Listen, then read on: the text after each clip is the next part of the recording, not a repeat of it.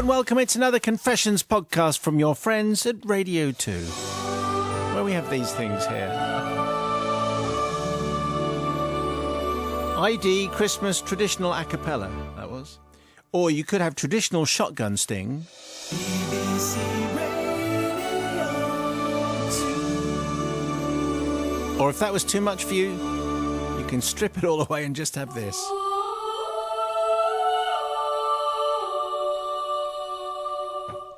That's quite Radio 3, isn't it, that one? I quite like that. I have to say that's quite good. ID Christmas trad a cappella. That's what that is. If you want to write in and ask for it, that's the one. In fact, that's what you're going to have to tweet. If you get to the end, you can tweet now just to let me know that you're actually listening to this thing. That's today's secret password. ID Christmas trad acca. Spell it how you wish. I know what you mean. Anyway, it's the Confessions podcast. And this is our last Confession podcast before it goes all Christmassy next week, where we'll be playing things like this. Just to let you know it's Christmas. This week's Concise Collection features This Little Bird, Poison Arrow, Blowing in the Wind, steady for that one, and Ship of Fools. Here it all comes. Father Simon, my confession stems from Christmas 2007, when my daughter was 6. Now she's a wonderful and determined young woman of 15. I finally feel that enough time has passed for her to hear the truth, because until now, she has not. As a child, she was very strong-minded, very determined over things she liked and didn't like or want to do. People, clothes, food, travel, tidying up, washing, dogs, doctors, especially doctors. In fact, she had a view on most things and still does. Anyway, in my trying to be a good parent and wanting the children to play a part in the decisions of the house, or in reality, trying to avert combat on Christmas Day, my husband, my son and I all agreed to agree with my daughter what she would like for Christmas dinner. My dad had passed away earlier in the year, and I was trying to find a way of making this a nice family Christmas without a riot. We're going to have goose for Christmas dinner, I said, like we did when Papa was here. Goose was his favourite, wasn't it? I don't like goose, came the reply from my daughter. OK. Turkey? No, it's horrible. Chicken? Why do we have to have things like that at Christmas? She says. OK, then ham? No, I don't eat meat, she says. 15. OK. Could have said that at the beginning of that conversation and it would save a lot of time. After a number of days of gently trying to tease out what was at the root of this Christmas dinner refusal, I'll admit I got fed up and I cracked. Tired and emotional and just trying to please everyone, I said something like this. OK, Rowan, if you can't help me decide and you don't eat meat anyway, then I'm having what I want, just for once. I will choose. Well, what do you want? She said. And for some reason I improvised, I want penguin. Wow. You can't eat penguin, darling daughter says. Yes, you can, I reply. You get special edible penguins. No, you don't. Yes, you do. You know, you see the penguins at Edinburgh Zoo going for a walk. Well, that's the penguin farm. How do you think they make money to feed all the animals? You eat them. Right. She went slowly quiet, and I could see I had sown the seeds of doubt. If you don't believe me, darling, you can phone your auntie. She works for the RSPB. She knows all about birds. She'll tell you that it's not cruel. They're specially bred edible penguins from the penguin farm in Edinburgh. They want to be eaten. It's their choice. It's a lifestyle choice. Darling daughter was now very quiet. Well, I'm not having any. That's okay, you can just have vegetables and the little sausages. They're made of meat. Yeah. A few weeks passed and I held my nerve. The penguin was duly purchased from a local German value supermarket. It looked a bit like a turkey, in fact, a bit too much like a turkey, so it had to be slightly penguinified. With the help of old black leather handbag, a pair of scissors and a steady hand, we created feet and flippers. The packaging was gently removed and the appendages were added to the turkey crown. A penguin label was created and an image of happy rock hoppers gently inserted under the fresh cling film. And ta-da! Edible penguin, fresh from the butchers in Edinburgh Zoo, was shown proudly to the children. Daughter was now silent on the issue. I could see she was thinking hard. And my son would eat anything and didn't care. Christmas Day arrived, the usual child-centred mania and too much chocolate orange. Dinner time came and the penguin was brought in along with little sausages, stuffing, roast potatoes and the like. As we dug in to carve the bird, darling daughter gulped and whispered, "Remember, I didn't want any. Yes, darling, I remember. You can just have the sausages and vegetables if that's what you'd like. It was a lovely Christmas dinner, and my dad was remembered fondly.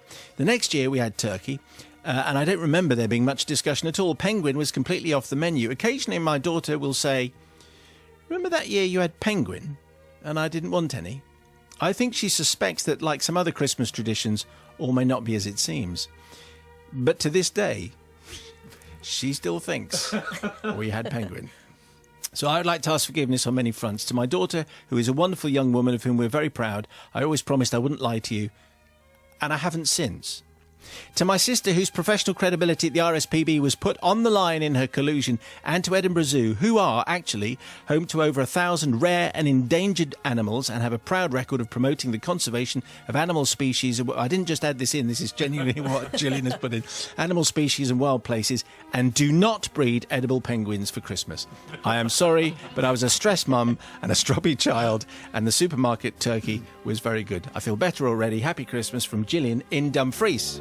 You can see the moment she carried it off, she had the idea, an extraordinary work of art. They created the penguin, and in her final paragraph has put right all the compliance issues that came up with this particular story. And Edinburgh Zoo are completely exonerated. Everything is fine. Everyone's happy. It's just that Rowan might be somewhat surprised to know that that was never a penguin back in the Christmas of 2007. Orna, what do you think about that? Well, I think Gillian had her work cut out for her, didn't she? Because she did ask, and she said, "What would you like to eat?" Mm-hmm. And Rowan was not very forthcoming at all with what she wanted to eat. So I think I wouldn't feel too guilty about it from that score. And then in terms of making it look like a penguin, I think that's funny, so that's okay. Yeah. And about the zoo, I'm not sure. I don't think the zoo's a problem. I think getting her sister to collude with her and to lie with her, that's not so great. And so on balance? So on balance, at the end of the day, all things considered, I think it's funny. And I'm going to forgive. Matt, live from the Supreme Court. I'm going to say, stroppy kids, what are you going to do? You know, it's Christmas. You're going to have to go along with what we all want to do, by the way. And also, penguins, by the way, are edible. Perhaps not by us, but, sea lions, they eat them. And all right, so what you're saying is if you're a sea lion... If you're a sea lion, enough. I'm pretty sure they eat... I've been watching the Planet Earth thing. I'm pretty sure that they eat the penguins. Penguins must be eaten by someone, or the world would just be filled with penguins because no one would be eating them. So they are edible. But I am on balance going to forgive because I think Rowan's actually rumbled this. I think she knows that they didn't have penguin. She's just testing her mum. She's trying to say, "God, are you going to stick to this lie?" So I say definitely forgiven. Alan in Sheffield brings you this confession for tonight, which has an unusual opening line. Dear Father Simon, that's not it. I used to have a 36-foot Moody sailing cruiser berthed on the River Hamble in Southampton. Wow. There you go. I haven't had any... No, this is a first. It's different. And I loved sailing in the Solent, around the Isle of Wight and in the English Channel. My confession takes us back to midsummer 1995 when myself, my wife Janice and our close friends Janice and Tony made a wonderful weekend sailing down to Yarmouth on the Isle of Wight. Everything was perfect with great sailing conditions, great friends, top-class French wine and locally caught lobster. Life was very good indeed. This is a high-end confession, by the way. However, my troubles started on Sunday morning when we were due to return to our berth in the Hamble. This was a trip I always disliked because of the prospect of our long journey back to Sheffield, going back to work on Monday and having to leave my lovely boat for another week. We had a happy late breakfast on board, but slowly I began to realise that my wife, Janice, was rather quiet and somewhat straight-faced. I asked her several times if anything was wrong, and she said, "No, nothing wrong." But I knew there was, because of the way she said, "No, it's nothing wrong." Following an atmospheric start to our return journey up the Solent, Janice remained grim-faced, and June and Tony slightly embarrassed, June being the other lady. I thought she was called Janice as well. Yeah, doesn't matter. She's changed her name in the interim. They've been away so long. Definitely June. Yep. Towards lunchtime and an hour into our sail, I suggested having our usual gin and tonic, and Janice went down into the galley to prepare them, but in total silence. While she was missing, I asked Tony if he knew what the problem was. He said, "No idea." So I asked June. June says, you've forgotten your anniversary, Of course, haven't you? he has. Yeah. It was like, Father Simon, a hammer blow to the head. Oh, it wasn't really. Since I had indeed forgotten and had no present or card for my wife, and in the middle of the Solent, a little bit of a minor thing suddenly became a very major thing indeed. What is there to be done? Janice appeared with her G&Ts, sat back on deck looking quite forlorn and staring out moodily across the water. For the next half hour, which seemed like about 6 hours, we sailed in silence, and I was crashing my brain on what I could say to her to make things right.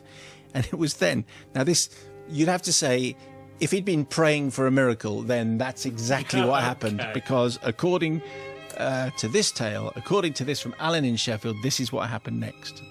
It was then I glanced over to Foley Power Station on the coast, and I suddenly spotted the Red Arrows, who were completing one of their great manoeuvres. I realised they were performing their brilliant show for the public somewhere over the land west of Southampton. I also knew that their final move was a vertical drop and exploding at the last minute into a stunning starburst. Well, I then took a massive gamble. I said to Janice, "Now, I know you're not very pleased with me," to which she said, "No, you don't."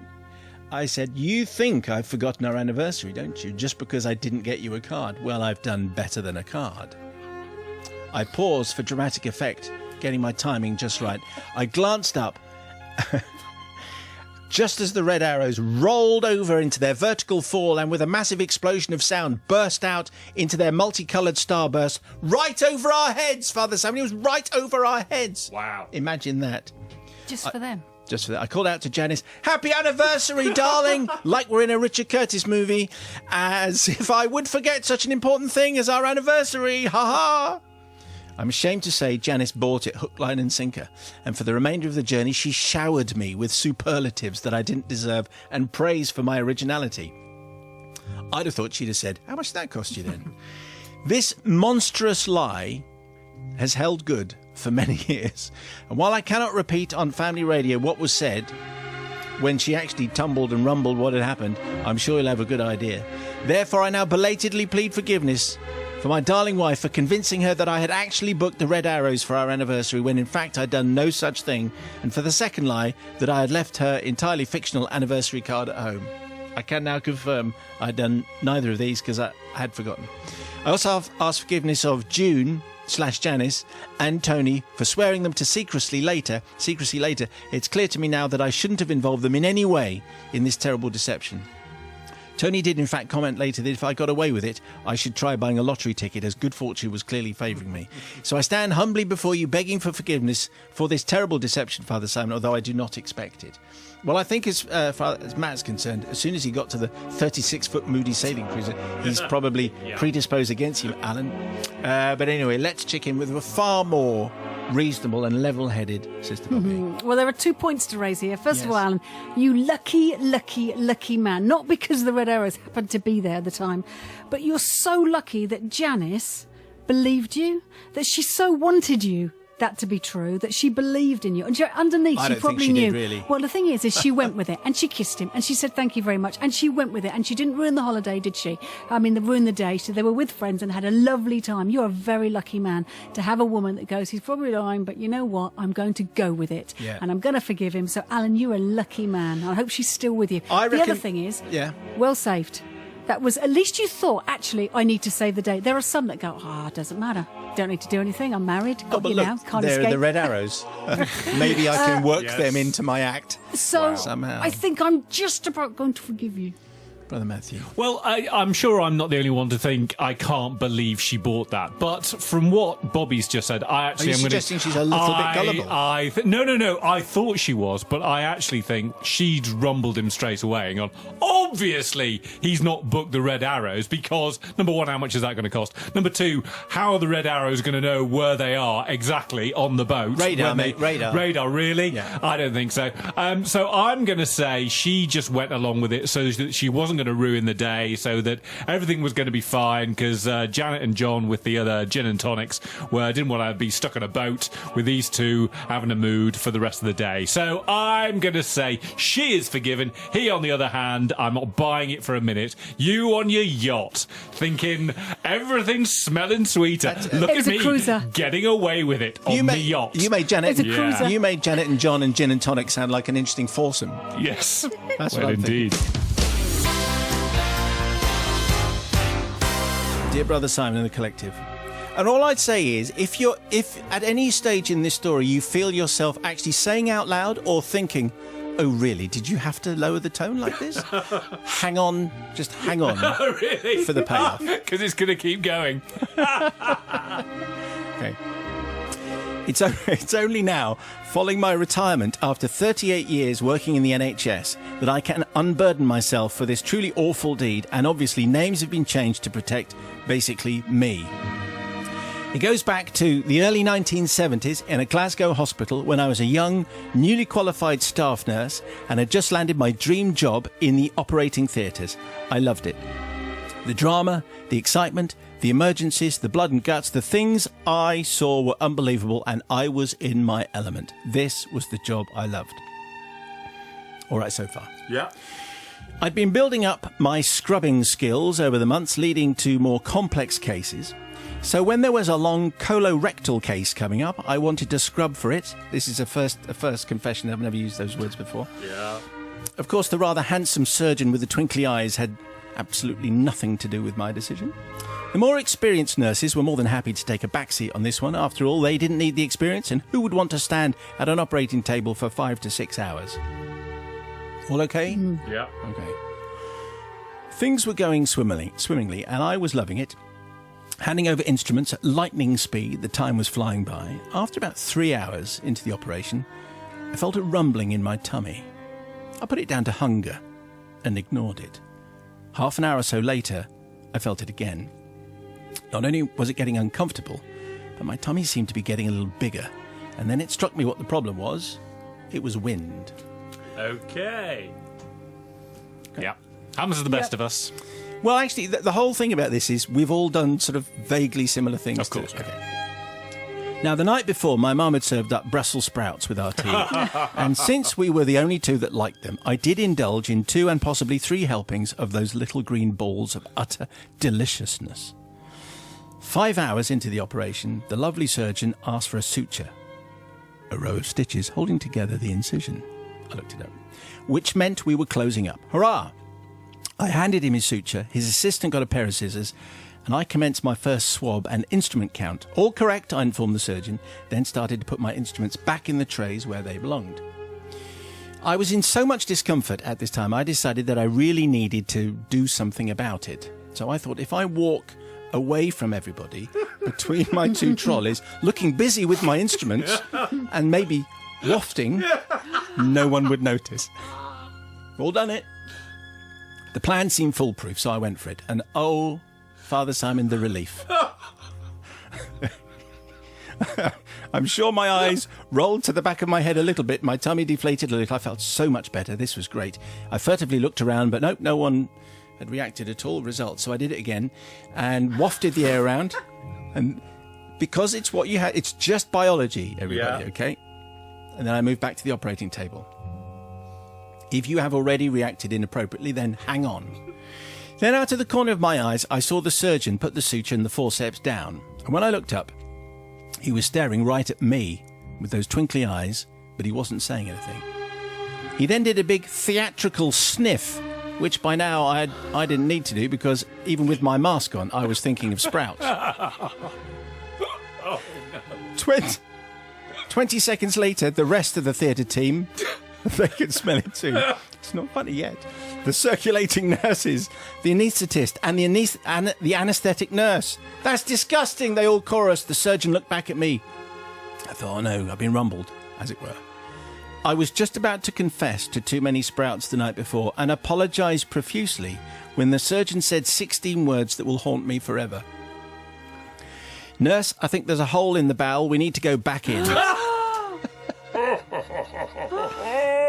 And he handed me the suture back. So So Helen says, my confession is threefold. Firstly, to the theatre team for the smell. Secondly, to the twinkly-eyed surgeon for making him think he had perforated the patient's bowel. But thirdly, most importantly, I apologise to the patient. Not only did I extend his surgery by 10 minutes, but I also allowed him to take the blame for the smell. When the surgeon, after finding no perforation, decided that he must just have passed wind himself in the normal way. Anyway, so everyone, by the way, P.S., everyone was fine in the end. Obviously. Yeah, just thought we'd add that one in at the end. So there's Helen in Glasgow's confession. Listen, I turned it down, okay? And then we toned it down. Anyway, but the thing is, we've all done similar things in separate kind of circumstances. I was on Centre Court Wimbledon for 5 years. In the commentary box. Similar. Pretty small box. I'm just going to go off and get a fax. Okay. I think we can't use that anymore. If you're working with Claire Balding, you have to have impeccable manners and top Obviously. standards. There you go. What'd you say, Sister Bobby? Oh, it's a tricky one, isn't it, really, to know what to do? I think, given the fact that you didn't know the possible outcome of your actions, you didn't know that was coming. No, of course. It was just a thing. Then really, you did what you could. Given the fact that you were right near the end, it was fine. It's one of those And she was doing good works. She was, again, very good hospital works. staff, they are an amazing bunch of people at all levels. It is fantastic. So I would say, Helen, just the fact that you were in there scrubbing up, looking after this gentleman, yes, that you can be forgiven for almost anything. And you really didn't know what was going to happen. Correct. So given the fact that you didn't know... She could have said, it's all right, it was me. Yes, but I think given that situation... Maybe you didn't. No one's ever done that. No one has ever in the history of the world if you really ever thought done that. if you really thought it was going to be a problem, yes, you would. It's of a course. twinkly-eyed surgeon gets involved at some stage. So. Anyway, Helen, you are forgiven, but only just. Brother Matthew. It is. This is entirely human. It happens to the best of us. We've all done it, and let he who has not done it very much cast the first stone. But I am definitely going to be adding nurse. I think there's a hole in the bowel. We're going to have to go back in to my list of euphemisms. That's coming right out every time this happens again. So I am definitely going to forgive because we all do it. Father Simon, my story takes place in 1986 when I was a 23-year-old cruise ship photographer working on a Norwegian ship that sailed every 14 days from Miami out to Jamaica, then calling into several small private islands around the Mexican coast and Haiti before returning to port in Florida. Not a bad job, you would think. Yeah, that's fair enough. Most of our passengers were American tourists, and if the photography team of us three British lads on the ship were lucky, there might sometimes be a group of young single people for whom we could provide a valuable photographic service, as well as perhaps keeping them company at the endless poolside parties and the late-night beach discos. It was a tough job, Father Simon. Someone had to do it. On this particular cruise, a party of about 24 friends had come away to celebrate two of their number's upcoming marriage. And it turned out that they had also chosen this particular time of year because the bride-to-be was a particularly enthusiastic amateur astronomer. And apparently the lack of light pollution in the middle of the Caribbean Ocean provided an ideal opportunity to view Halley's Comet. The group of partying American yuppies were living it up to the max every night, as the actual wedding ceremony was scheduled for 2 days before the ship's return to port. As a result, virtually every evening before the wedding itself ended up being a succession of stag parties for the groom's friends and, of course, hen do's for the bride's companions. In the hedonistic mix of Caribbean sun, late nights on paradise beaches by open wood fires, and open-air top-deck pool dances on the ship, it was probably inevitable that we English star photographers were proving quite popular with one or two of the holiday-making American lasses. With our deliberately over-exaggerated 1950s BBC information film accents, our penchant for sharp tuxedos, self-tie bow ties that were undone after dinner in the bar, and vast, expendable, tax-free, cash-in-hand income, we were quite full of champagne and very full of ourselves. In any event, the incumbent bride had also brought an incredibly expensive, powerful telescope on board, with which her and her friends would scan the sky every night for Halley's Comet. However, even through the powerful super optics of this device, Halley's just looked like a slightly bigger dot than a lot of smaller dots around it, as far as I was concerned, and I thought that was about as exciting as watching paint dry. I did, however, seem to be getting along very well indeed with a lady we'll call Julia, who was another stargazing fanatic, and I pretended to ooh and ah, look at that, at the amazing spectacle unfolding through the telescope's lens whenever Julia was nearby. A few weeks before the wedding ceremony, we called into Jamaica, where I had to take a taxi into town to pay some money into my employer's company bank account. I suddenly had a terrific idea. As I was passing the local reference library, I popped in to see if there were any books about astronomy, perhaps even particularly about Halley's Comet, to swat up and impress Julia even further with my encyclopedic knowledge of the night sky.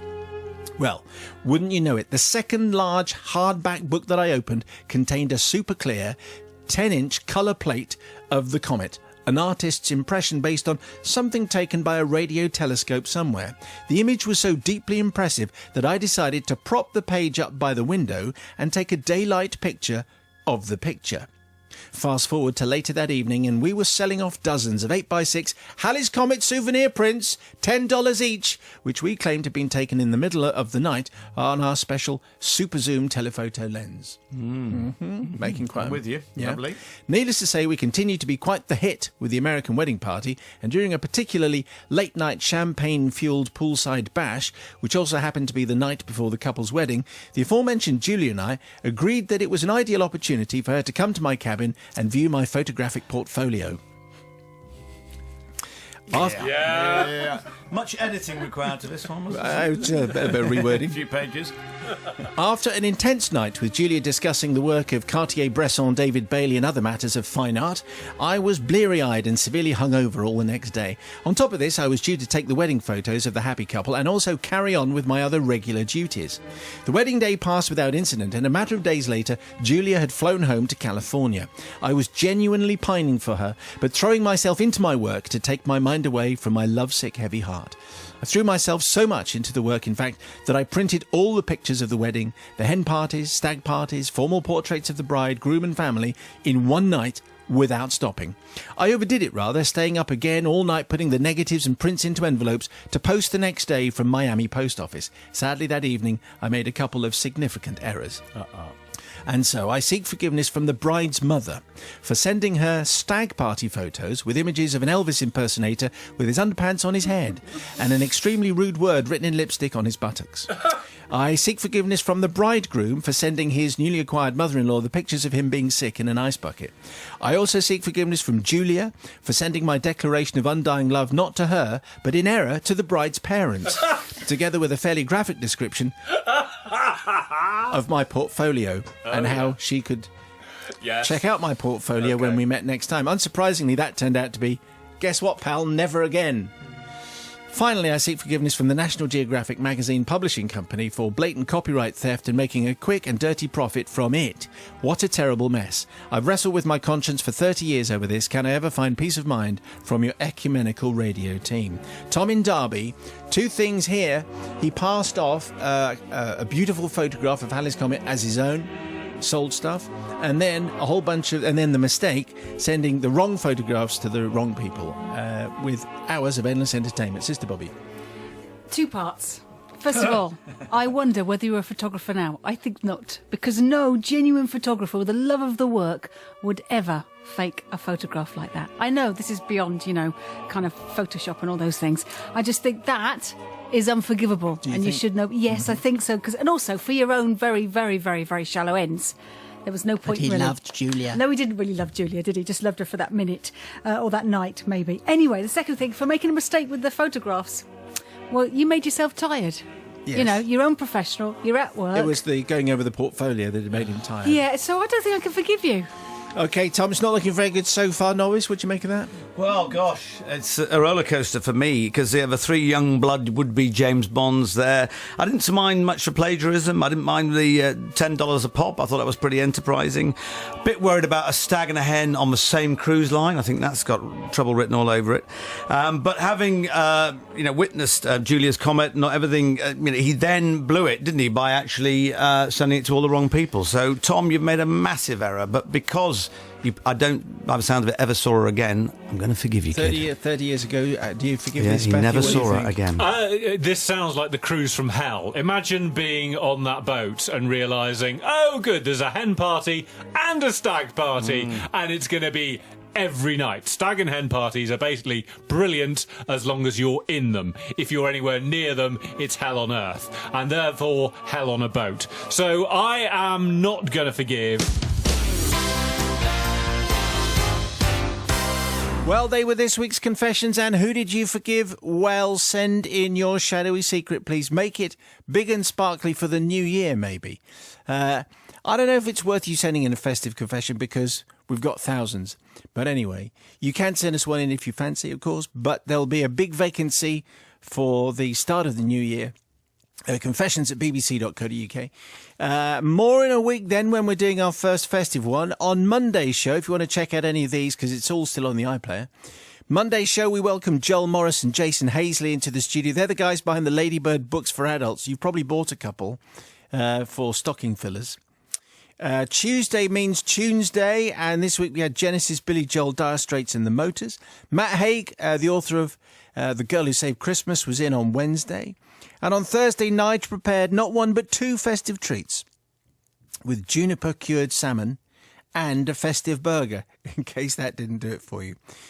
So anyway, thank you very much indeed for listening, and we'll see you next week. Nice.